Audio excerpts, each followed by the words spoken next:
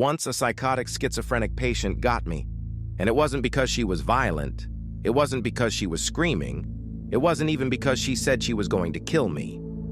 It was because of how normal she said the one thing that broke right through me. I still remember it so clearly that even years later, I can feel it in my chest when I think about it. It happened during a shift that already felt heavy before it even got started. The kind of shift where the air in the unit feels thicker than usual, where you can sense the tension before anyone has even raised their voice. If you've never worked around inpatient psychiatric patients, it's hard to explain what it's like, not because it's always dangerous, but because it's unpredictable in a way most people can't imagine.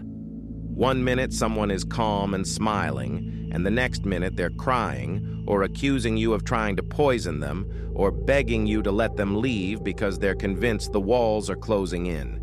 You learn quickly that you can't take anything personally, even though sometimes it feels extremely personal. That day, we had a patient who had been brought in under emergency circumstances, severe psychosis, active schizophrenia, the kind of presentation where reality isn't just distorted, it's completely fractured. She was young enough that it hurt to look at her because you could tell life hadn't even really started for her yet. But her eyes were doing something else. They were scanning, watching, interpreting everything in the room like it was a threat. From the moment she arrived, she was agitated, loud, accusatory. She yelled at staff. She yelled at the walls. She yelled at things that weren't there. And at first I did what everyone does when they're trying to be professional in a situation like that. I stayed neutral, calm voice, slow movements, no sudden changes, no sharp reactions.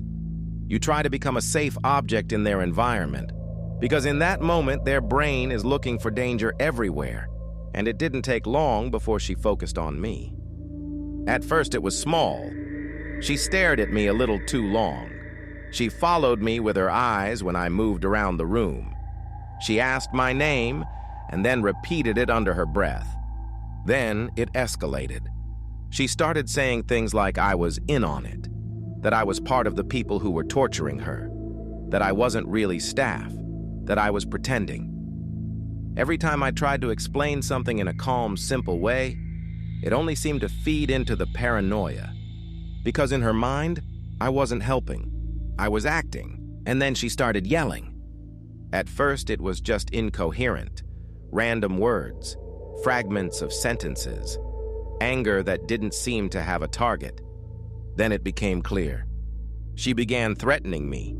Not vague threats, not general hostility, direct threats. She screamed that she was going to kill me. She screamed that she was going to wait until my back was turned.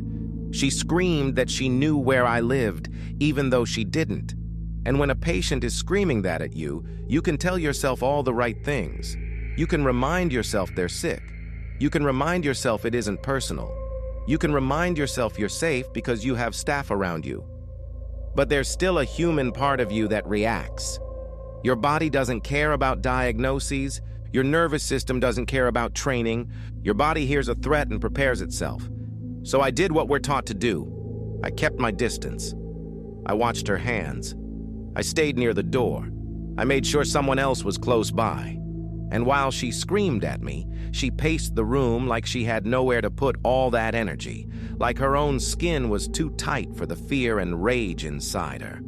Then, after what felt like forever, she suddenly stopped. Not slowly, not like she was calming down, more like she ran out of fuel. She turned, walked into the bathroom area, and sat down on the commode. And I remember thinking, okay, maybe she's coming down. Maybe the adrenaline is fading. Maybe this is the part where she gets quiet and we can finally breathe. But the reality is, in psych, quiet doesn't always mean safe. Sometimes quiet is the most dangerous part, because you never know what's happening behind someone's eyes. She sat there for a few seconds, breathing heavily, still angry, still tense, still glaring. And then she looked up at me, and it was like a switch flipped. Her face didn't soften the way you'd expect. She didn't suddenly become peaceful or stable. But her voice changed. It didn't just lower. It became calm. It became flat, almost monotone, like she was stepping out of a storm for a moment and speaking from a place underneath it. She looked directly at me and said, in the most normal voice you can imagine, "I'm sorry. I know I'm not well, and I'm being mean to you." And I swear, in that moment, it hit me harder than any threat ever could, because it was so human, so clear. For more stories like this, like and share this video and follow our page.